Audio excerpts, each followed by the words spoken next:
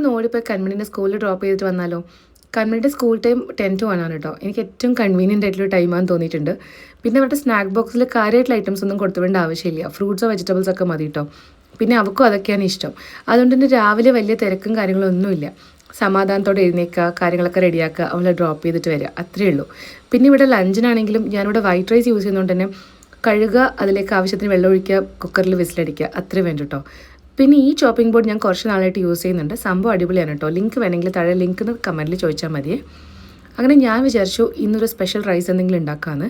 അതിൻ്റെ കൂടെ ചിക്കൻ്റെ ചെസ്റ്റ് പീസ് ഉണ്ടായിരുന്നു, അത് വെച്ചിട്ട് ഒരു ഈസി ഒരു ഐറ്റം കൂടെ റെഡിയാക്കിയിട്ടുണ്ട് കേട്ടോ.